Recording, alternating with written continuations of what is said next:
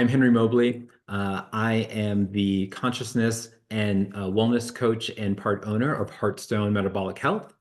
And I have the extreme pleasure of introducing Shelise Irby. She is the other owner of Heartstone Metabolic Health and a registered dietitian with her background in education wrapping up in UC Davis. She's been working in the functional medicine space for 15 plus years and is one of the best people to possibly walk you through all the intricacies and all the delicacies that come from your metabolic health and what it can mean for you in your everyday life. So without further ado, I'm going to turn it over to Shelise and we'll get started. Thanks, Henry. All right, welcome everybody to our webinar today. This is the Fountain of Youth webinar. So with it being the new year, it's a great time to really look at your overall health and what you want to work on for this next circle around the sun. But our Fountain of Youth webinar is really a little peek into the world behind aging, how the body is impacted by aging, and also what we can do about it. So the concept of aging being inevitable, people blaming a lot of their health issues on, oh, it's just age, like that's normal. I really want you to think about all those different stories that you've been told about aging and what that process looks like, whether it's from your parents or your siblings or your coworkers or whatever that is. There's a lot of stories. There's a lot of stories that we tell ourselves about aging. And so I want you to really think about that. Have a notepad in front of you as we go through this content today. If you want to take notes, and just write down a couple things. If you have some stories or your family has stories about aging, this is a good opportunity to take a look at that and see, hey, maybe there's some things that I've been thinking about aging that actually aren't true. One of the things that my grandma, she's still alive, by the way, but she always tells me every time we talk, whenever I'm checking in on her to see how she's doing, she'll always say, Shelise, don't get old. And I'm like, well, don't know how I'm gonna avoid doing that. But it's just the idea that getting old, it's perpetuating the idea that getting old is awful, that it's really something that we want to avoid as much as possible. And I truly disagree, because I'll tell you a little bit about my story as we get into more of the content today, but my health has improved over time versus the other way around. And I hope that's something that all of you can take away with today, is little pieces of how you can improve your health and actually get healthier as you age versus the other way around. So welcome again. And we're going to get started with our topics today. We have our disclaimer here for the content. So just as a little reminder, this webinar is for informational purposes only. It's not a substitute for professional medical advice. None of this information in this webinar is designed to treat, diagnose, prevent, or cure any disease. It's not reviewed by the FDA. And we don't accept any liability for any of the information that is presented in this webinar. So if you're attending this webinar, it's not establishing a practitioner-patient relationship. Again, this is just for educational purposes.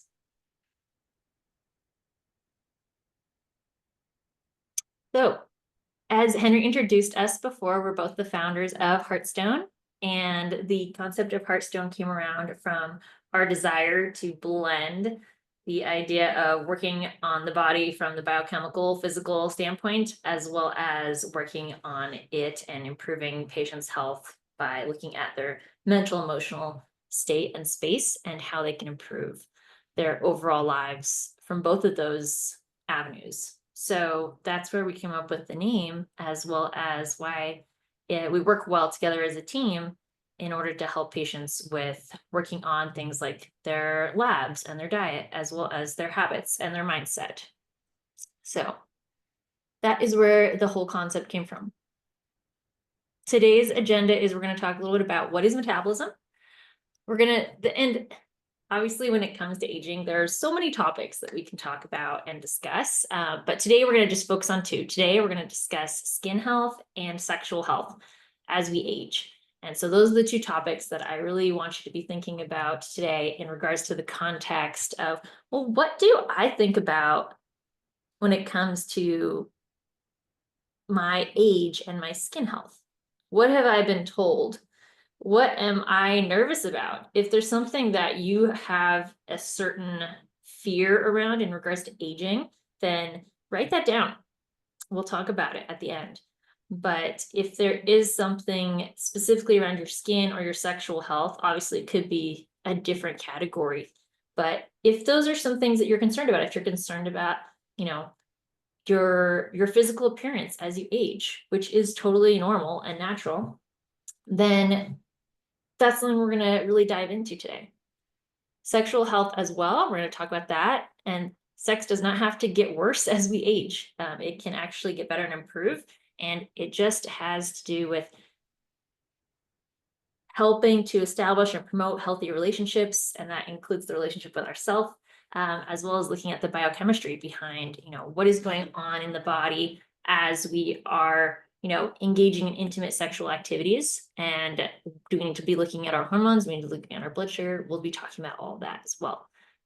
The metabolic connection. And then at the end, we'll wrap it up with how to work with us is, since Heartstone is a wellness center and we do work with patients all over the country. And then we'll be doing a little Q&A. So we got lots of time. If you have questions while we're going through the presentation, please write them down or type them into the chat and we'll get to them at the end. So let's get started. So what is metabolism? In the nutrition and health space, we throw around the word metabolism a lot.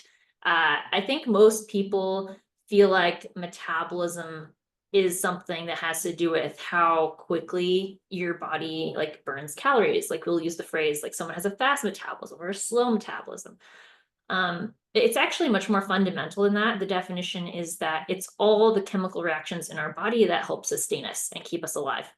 And so that's everything from the electrons that go across the cells to make our heart beat, or the electrolytes that has to do with how the mitochondria make ATP, right? So all of these different chemical reactions in our body tie into our metabolism.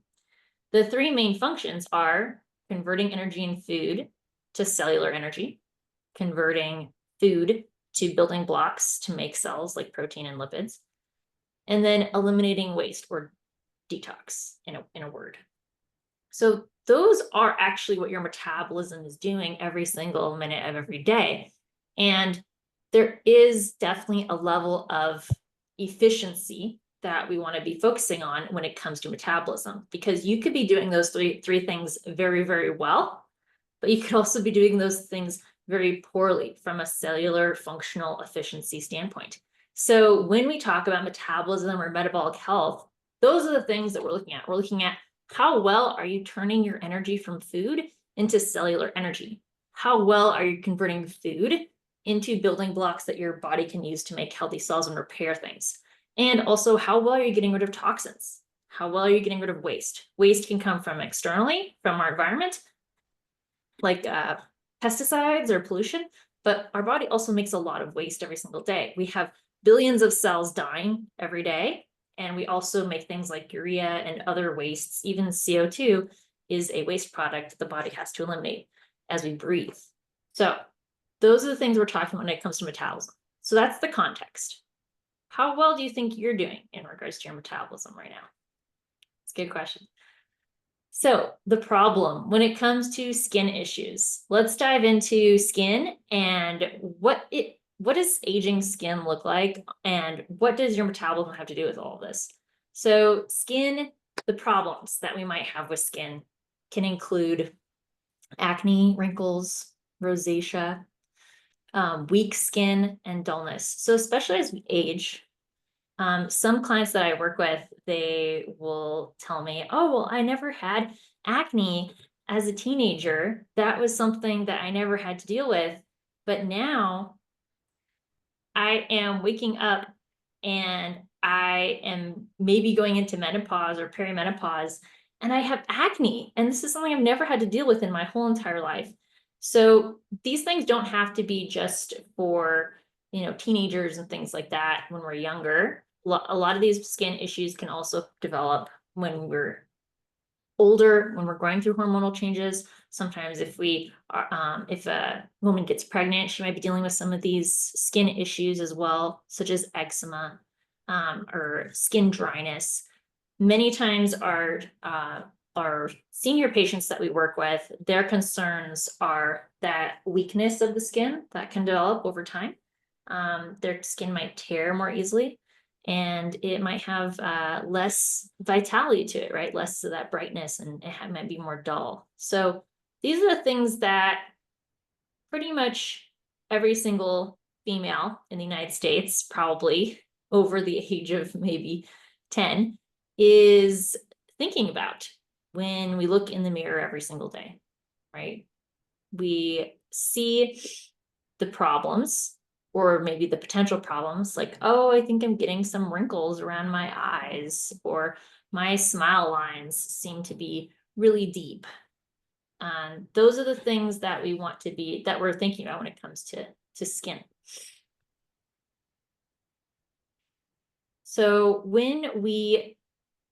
let's talk about how metabolism, your metabolic health, can help improve your skin. Because what the media and a lot of these other beauty companies are going to tell you is that your skin is going to be better and amazing and the best skin of your life if you just buy this product, if you just use this cream, if you use this laser, if you spend all this money on treatments. And it's not that those treatments aren't necessarily going to be helpful for your skin. I love skincare products. I am a huge fan of natural skincare, and I've even made a lot of my own skincare products when I was younger.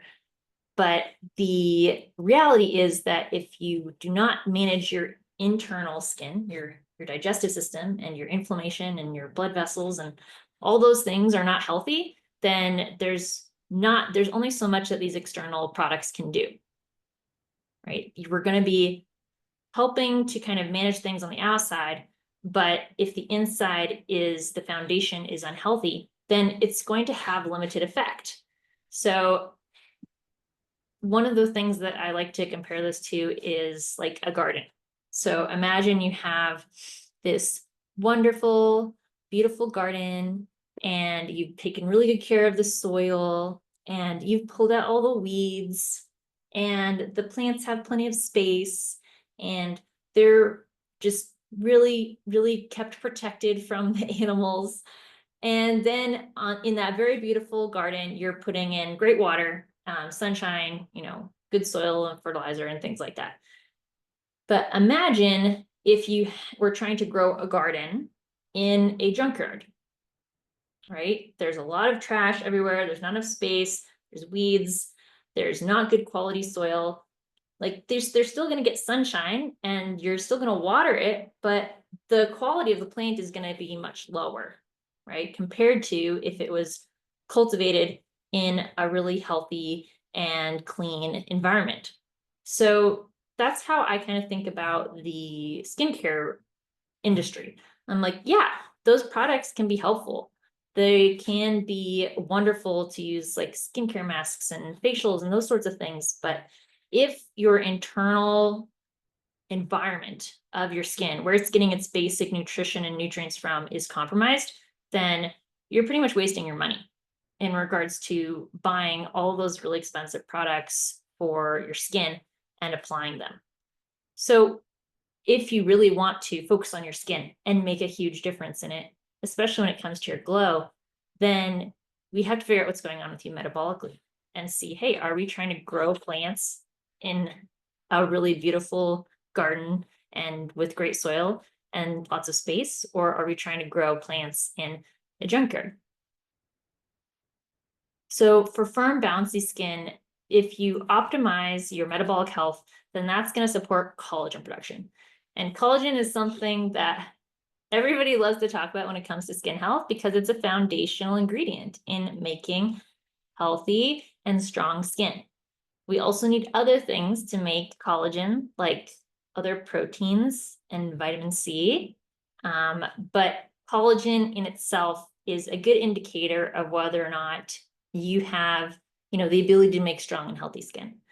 So if we optimize your metabolic health, then many things can happen in order to help support your body's natural collagen production, because the outside skin is a representation of our inside skin, right? Our digestion. In order to make collagen, we have to be able to break down and digest proteins. Going back to our metabolic health, right? How are we taking energy and nutrients from food and turning it into raw materials and tools and energy for the body? So if we want firm and bouncy skin, then if we optimize our metabolic health, it can make a huge difference, because collagen can't be absorbed to the skin externally. No matter what any of those products and bottles say, it's just not possible. The protein size is too large. So it has to come from the inside. Strong skin, hair, and nails. This is something that a lot of clients will ask me about, especially my aging clients or those that have other complications with their health, such as osteoporosis. And they will commonly experience issues with their hair, skin, and nail health if they have bone problems. And one of the reasons for that is because the bones also require a lot of protein. And what do all of these things also require? Our skin requires protein, our hair requires protein. It is mostly made of protein. And our nails also require quite a bit of protein. So when I'm working with clients on supporting strong skin, hair, and nails, this is a common complaint that I'll see with my senior clients.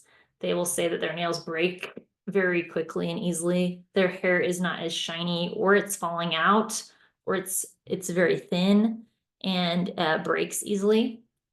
They might also say that their nails have lines in them, or they split, or it's painful. So when we're looking at supporting the strength and the health of those parts of the body, then again, we're thinking about, okay, what can we do to improve our body's ability to break down and turn those raw materials, those nutrients, into resources for our skin, hair, and nails. And just by increasing protein in the diet, that can be one huge factor to improving your hair, skin, and nail health. And so it doesn't have to be as we age that we lose our strength of these tissues, because these tissues actually really help protect us. All right, so let's talk a little bit about skin optimization. And I'll talk a bit about my personal experience in regards to skin health. And what I was saying in the beginning of the webinar is that I have a lot of personal experience with skin health, and I view aging as a really positive thing, because I actually had really unhealthy skin as a young child. And I had a lot of symptoms in regards to, food and environmental allergies, and it affected my skin significantly. I pretty much constantly had a rash on my skin, on my face, on my chest. It was very like red and rosacea-like skin. And I also had a lot of inflammation and puffiness, and I was constantly dealing with skin problems. And on top of that, when I started, cycling and having periods as a teenager, then I got acne on top of that. So it was really difficult to manage as a young person having really compromised skin, because on top of that, I tried a lot of topical things that were advertised to me as a young person, and most of them made my skin worse. And so working on my own body and making some of my own topical things just from natural food ingredients, but also working with my own body to figure out, well, why is my skin so unhealthy? Like, I had to really dive into that question and look at what I was eating, look at what I was exposing my skin to, how I was treating it, and also looking at my gut health, because my gut was really compromised since I was a little kid. And that was the biggest and most significant shift that I made in order to improve my skin health.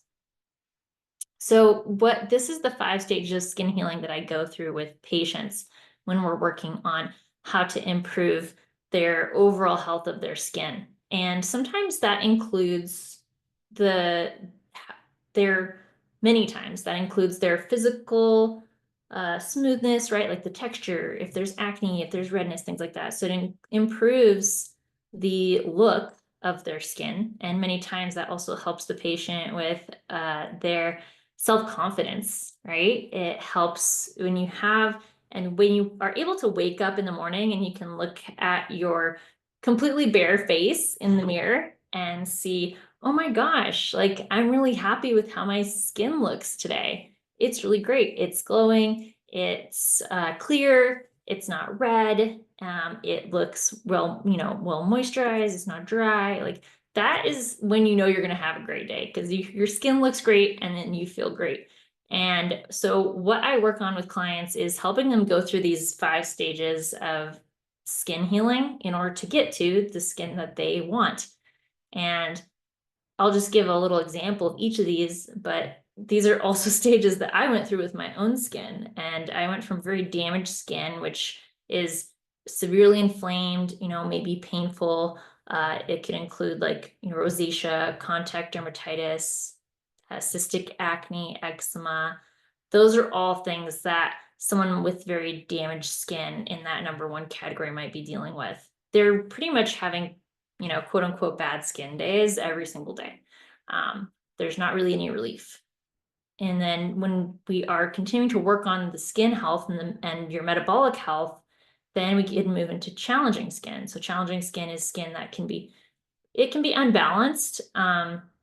Sometimes it can feel like it's 2 steps forward, 3 steps back a little bit with improving the health of the skin. It could be very oily. We could still be dealing with redness or some dryness, acne, things like that. Bad skin days might still be happening quite a bit, but we're starting to see a little bit of a light at the end of the tunnel. Recovering skin tends to be 50-50. We'll have some, good skin days or skin's looking good in the morning. And then maybe about half the time, our skin is not really where we want it to be. There can be hydration issues with the skin. The skin can be sensitive, can like freak out easily if we travel or if we don't get enough sleep, or maybe when we're having our cycle.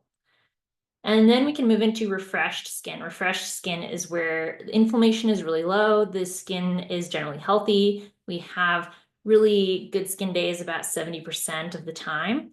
And this might be a time when our skin only gets very stressed out when our routine is very off or we're eating very far outside of our normal diet. And finally, we can get to optimal and healthy skin. That's where our skin is healthy, it's glowing, it feels hydrated, it is pH balanced, it is strong, it is not really heavily affected by the seasons or the weather. It travels well. So those are all things that optimal healthy skin is defined by, and you're having your good skin days about 90% of the time. It's really nice when we can get to that optimal healthy skin category and just feel really good about our skin, because it takes a lot of work to get from stage 1 to stage 5. And that's what I like to help walk patients through.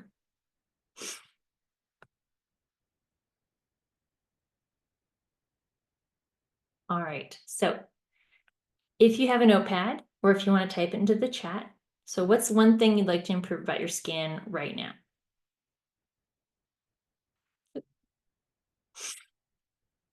Go ahead and write it down. What's one thing you'd like to improve about your skin right now? And it is winter right now, so it could be that you're dealing with some seasonal dryness for your skin or some redness or things like that. Yeah, dullness. Yeah, that's a pretty common one that we can see in regards to something that a lot of people will blame on aging, right? That dullness and also like the wrinkles or textured skin. So when we're dealing with skin dullness and we're wanting to improve the brightness or the tone of the skin, right? These are the things that we want to be looking at. So let's go through these a little bit and see how we can help support, the dullness and also improving brightness and skin elasticity and hydration. So big thing for skin is definitely hydration. So if that's something you want to work on this year, your skin health, then you want to be making sure you're drinking enough water, and you also want to be making sure you're drinking good quality water. So no tap water here. We want to be drinking good filtered water or spring water. So we want to be looking at overall inflammation. This is something we can look at through labs, and also some signs and symptoms that you might have that might lead us to think we have inflammation in the body. For me, it was pretty obvious because I had a lot of skin redness and hives and things like that. So I did have a lot of inflammation in my body, and it was showing up in my skin. There's certain foods that you might want to increase or foods that you might want to limit based on your specific metabolism in your body. Protein is so important. Cannot overemphasize the importance of protein when it comes to skin health. And this is one of the most common things that I will see with people who are aging and they're blaming age on their skin problems, is that they actually have a metabolism problem. They're losing their appetite. They're not eating as much food. They are not consuming enough protein in order to maintain a healthy body, healthy skin.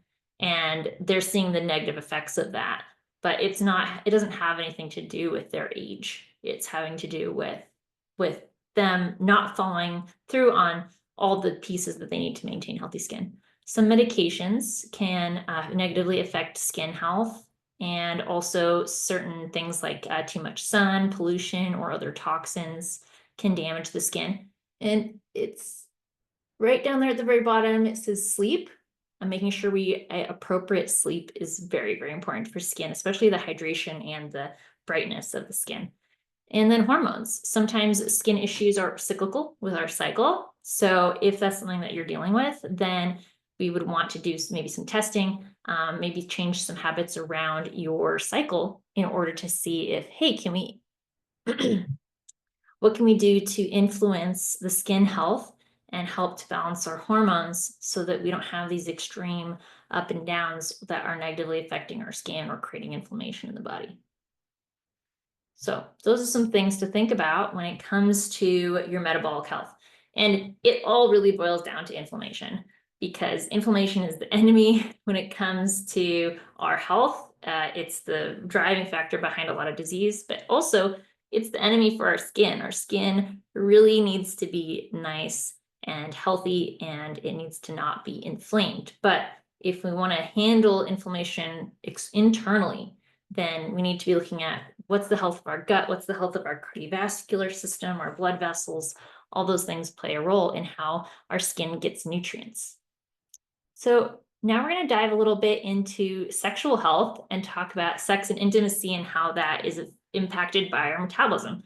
So you might have a story or heard a story that after a certain age, people just aren't sexually active anymore, or it's very rare for them to be so. You might have, heard jokes or something from your family members or older siblings. And it's kind of like this ongoing story that as we age, your relationship with your partner changes.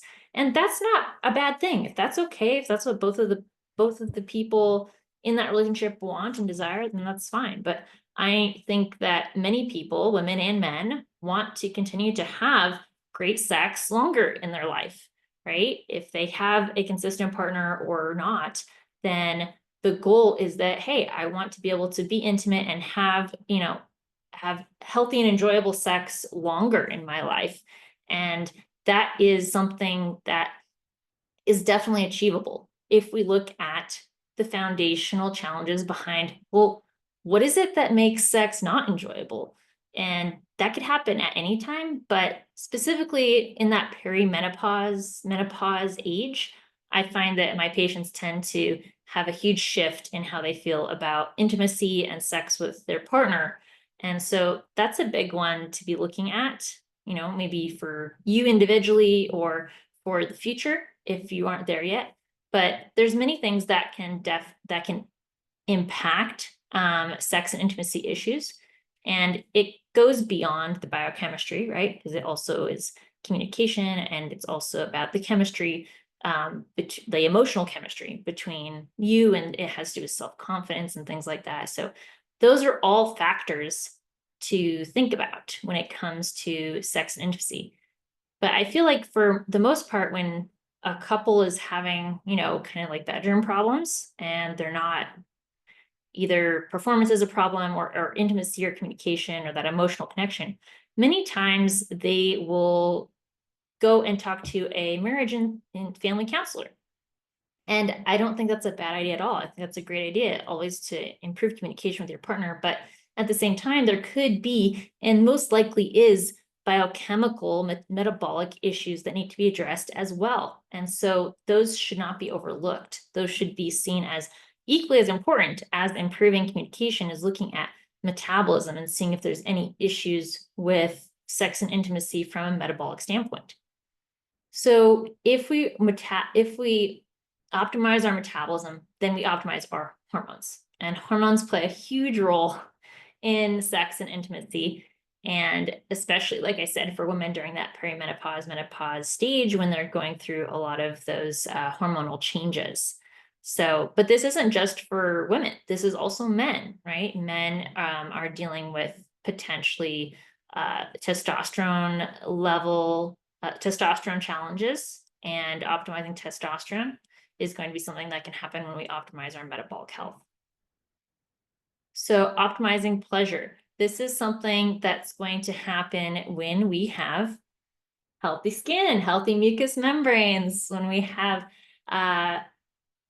when we're comfortable, right? We're comfortable in our own body physically, but also something that I'll hear a lot of my patients talk about is that, like, the hot flashes or temperature regulation can be an issue when they're being intimate with their partner, and it's negatively impacting their experience, right? Their pleasure. And it can also do with issues like stamina, nerve sensitivity. Some of my patients talk about how sex can be painful, or maybe they have some chronic kind of yeast infection type challenges that they're dealing with that make it really difficult to have sex regularly. And so those are all things that need to be addressed from a biochemical metabolic standpoint. Because if you are, I actually had a patient like this. She was she had a regular partner that she was having sex with regularly, and she was also having these issues every time after she was intimate with that partner. She was having yeast infections, and the partner was asymptomatic. But what we found out through some urine testing, blood testing, was that the partner had candida, even though they were asymptomatic, and it was negatively affecting my patient. And so by going through some different dietary changes and just having more awareness around the fact that both of them needed to work on their metabolic health in order to improve the situation, so that part, my patient wasn't, suffering every time she was intimate with her partner, because that wasn't fun for anybody, then they were able to change some of their habits so that they could then have their sexual relations without having to deal with that irritation and pain and, kind of like yeast infection that happened afterwards.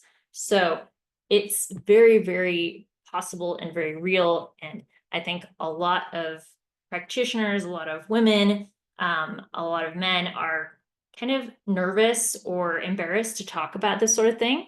And it really is something that plays a huge role in our overall health and happiness. And I think that it's something that we should talk about more, because having a healthy sex life, having intimate relationships is so important for our mental health.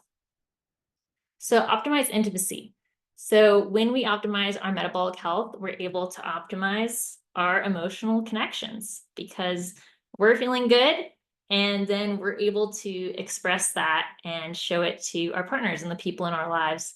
And so oxytocin, that's that feel good hormone that gets released when you have a hug with someone. Your stress hormones can decrease, and you have more emotional resilience, because things aren't going to go perfectly in every relationship all the time, right? But if we can work on that intimacy factor and help support our emotional resilience, and by optimizing our metabolic health, then we can have more space and more flexibility in order to have conversations that we need to have, or have hold space for our partner when they're having a difficult time, or we can communicate that we're having a difficult time and that we need to have some space. So it's really, really important to work on that intimacy in any type of relationship that you have. So when we're talking about optimizing sex for those who are in have a partner, and are having sexual intercourse, then there are these 5 general stages of sexual health that I generally talk to patients about and kind of walk them through. And this can be, I mean, it's a very personal topic, right? Talking about sex and intimacy. I had a patient that I worked with for like more than 6 months. We worked together.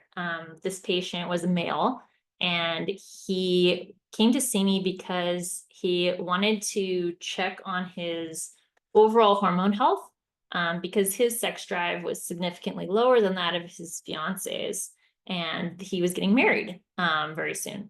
So he wanted to make sure that he was able to support her and have a healthy sex life with her, because their kind of like desire did not really match exactly. And so we did a bunch of hormone testing on him, worked on his health. The biggest thing that we found actually was that stress, specifically his work stress, was a huge killer of his libido. And so we did a lot of work around habits, structuring his day, improving diet. There was a few food allergens and food sensitivities as well that were negatively affecting his skin, which was affecting his self-confidence. And, if you're not feeling self-confident, you're not going to really want to be intimate with someone. It's going to negatively impact your desire to feel sexy. And so we worked on quite a few things together, and he was really happy with the results because we got to evaluate all these different factors that were contributing to his libido, and then come up with very practical solutions in order to influence that. So it was, and throughout the whole process, I, regularly encouraged him to communicate with his partner about all the things that we were doing so that she could understand exactly what was going on. So this year, or right now, how do you want to improve intimacy in your life? And this doesn't have to be with a sexual partner exactly. This could be with yourself. Maybe you're wanting to improve your intimacy with how you get to know yourself, your self-care, the things that you like. I know a lot of clients and friends that I've talked to recently in the beginning of the year, and they feel like, I don't have any motivation. I don't know what I like anymore. I feel like I've just been so busy. I don't even know what my hobbies are. I don't even know what I like to do. So if that's you, if that's something that you feel like you've been saying a lot to yourself or your friends or your family around you, then maybe it's a chance for you to improve intimacy with yourself and get to know yourself a little bit better and learn what things you like. And again, it all does go back to your metabolic health, because if you have underlying food allergies, or if you have underlying inflammation or something like that, it's going to make it harder for you to feel good. And you're only going to have the energy to do that work if you feel good enough about yourself, and that you are waking up and you're like, yeah, I have the energy to engage with that. Okay, so we talked a little bit about stress already, but I would say when it comes to sex and intimacy, the number one thing we need to address is stress in the lifestyle, in the overall presentation of whether it's work, whether it's family, whether it's stress from chemicals and foods, whatever that stress might be on the body, we need to address that, because nobody's going to feel sexy when they're stressed out. Like it's really just not going to happen. And you need to feel comfortable. You need to feel safe, especially for women. You need to feel safe. You need to feel comfortable in your own body. You need to be able to get out of your head. And that requires you to be out of that stressful situation and not be thinking about things that are stressing you in your life. Communication is very, very important. Obviously, if you have a partner that you're working on intimacy with, we want to be communicating with them very consistently. That's more Henry's category. And then blood sugar is really important. That goes with like mood regulation.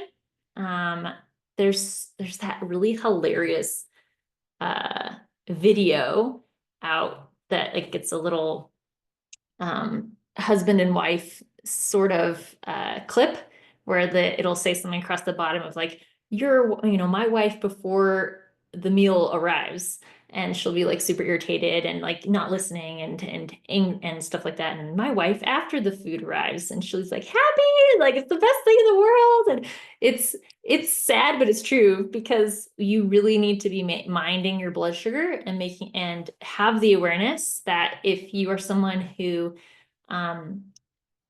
needs to eat regularly to keep your blood sugar consistent to manage your mood, then that needs to be part of your regular routine. Because if your blood sugar crashes and then your mood crashes and your energy crashes, it's going to be really hard to be able to like have a healthy conversation at that point.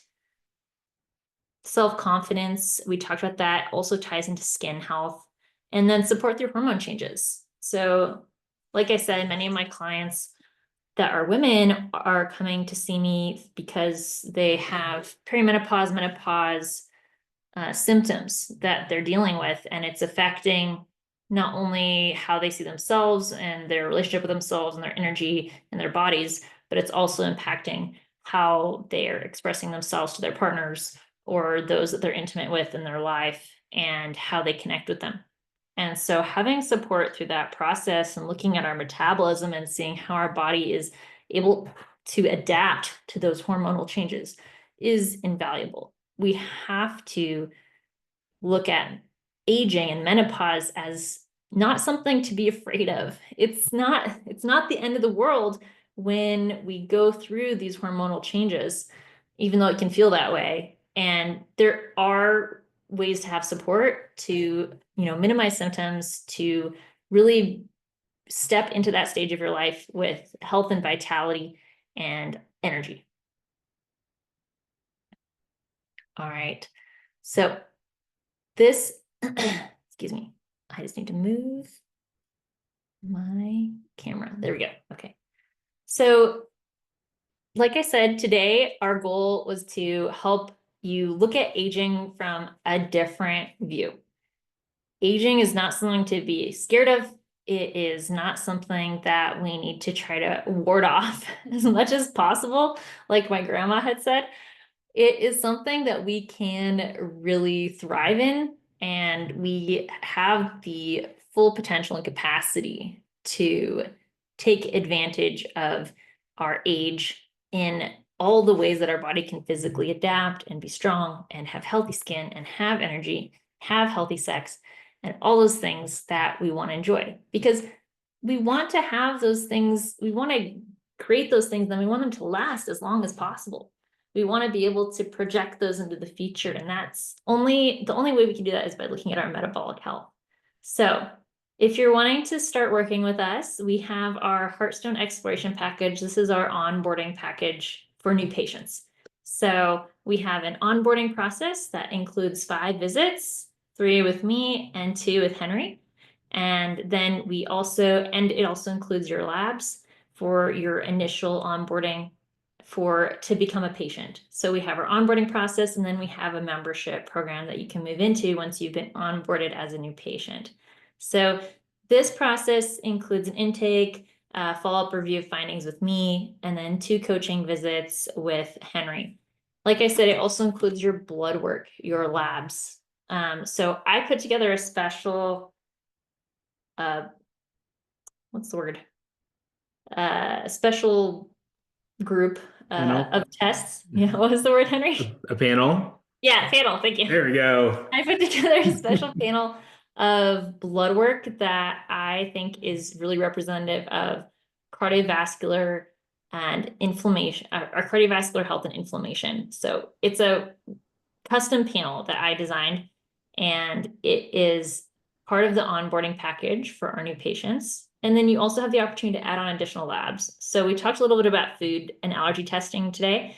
And so maybe you're like, oh, Shelise, I really want to do some food allergy testing. I'm interested in that. I've never done that before. Then that's something we could definitely add on. So our onboarding package is the price right at the bottom, 1,800. That's our metabolic, that's your investment for metabolic excellence. If you're someone who's only ever had basic blood work done, or if you're curious, maybe you think that you're doing everything right, you know, then let's find out, right? You don't really know until you get the tests done and see what's going on biochemically in your body. I've had so many clients come in because they had some sort of health challenge or health emergency, and they will sit in my chair and say, I don't know how this happened, Shelise. I thought I was doing everything right. And the reality is that we don't really know unless we check. So we need to get those labs. We need to get the labs done in order to find out. Are we actually doing as well as we think? Let's look. So if you want to, so the process, if you want to start working with us, is you would, you can scan this QR code here, the black one. That is to book a no charge consult with us. So the no charge consult is essentially just a welcome call in order to get you started and for us to onboard you as a new patient, get all your information, and schedule your intake visit. And then that would be how you could get started with us as a patient. Our goal is to really make it so that, you know, this process of working with someone, having a partner in health who you can rely on and communicate with whenever you need to, is really the foundation of how we like to work with clients. We're available to you. We are not, you're not going to have to wait 3 weeks to hear back from us. This is a really active participation, and we expect you to show up just as much as we show up in regards to how we want to work together towards your health goals. So why now? Right now, there's no better time to get started other than maybe 20 years ago, but now is all we have. So now is the best time to get started with looking at your metabolic health, because hey, it's a new year. It's a great time to see, like, hey, what are my goals going to be? How do I want to end up this year? What do I want my health to look like by the end of this year? That's a really good question. And every day, if you are not optimizing your metabolism, then it is declining. That's the reality. And that is what aging really is. Like, everyone's like, oh, it's the numbers, and it's just because people are getting older. It's not. It's because your metabolism is declining because people are not taking care of it appropriately. So there's the secret that we promised you all for this webinar. The sooner that you start, the sooner and faster you'll see results, right? People delay and delay and delay. I can't tell you how many patients have done this. They'll have some sort of symptom or issue. It's not life-threatening. They will delay, and it'll get to the point where it is life-threatening. They end up in the hospital, and then they come and see me, and they're like, is it too late? They're pretty much heartbroken and sometimes crying at this point. And they say, is it too late? Is it too late for me to do something about my health? And I will tell them, as long as you're still breathing, I can help you. So it's never too late, but it's always better to start now than later. All righty. Now we have time for questions. And also, if you have any sort of stories that you want to share about, you know, maybe your skin journey or goals that you have for this year in regards to things that ways that you want to get more intimate or work on your self-care, or skin goals, hashtag skin goals that you have, then we can chat about those too. So feel free to, I think everybody can unmute themselves. You can, yeah. In this presentation. Just unmute. We're being casual today. Yeah. We're nothing formal here. So Hello, Alicia, you got a question? great. I was curious what labs you were going to do in your custom panel. I have the list. It's more than I sent it to you, Henry. How many is in there? It's like more than There's 200. probably 200, yeah. So Yeah. 200 variables that we're looking for, vitals that we're looking for. So Alicia, what we've done is we've basically created a custom a panel that's going to be unique for us. And that's kind of the beauty of the beast is that we won't, we get specific information out of that that allows us to treat people differently or work with people differently than maybe another clinic does. And so it's a bit of proprietary information in that because we choose it very specifically because we understand the complexities of metabolic health and what needs to happen around it. But I guarantee you, it won't be something that you find off the shelf.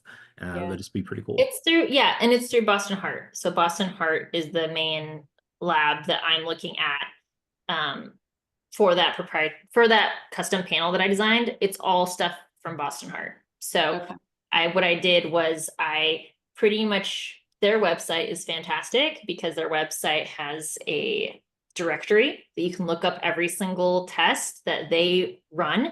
And there are certain labs that only Boston Heart runs. And so you're never going to be able to get it from your primary care, right? It's just not possible.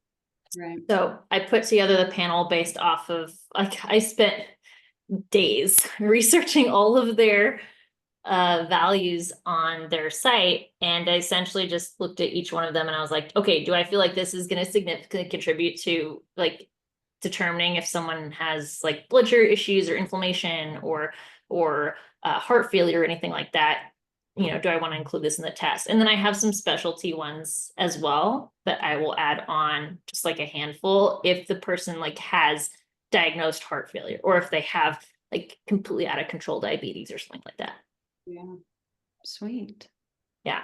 So Well, that's it's nice to just hear your voices. I miss it. it was so nice to see you too. And thank you. We really appreciate you coming.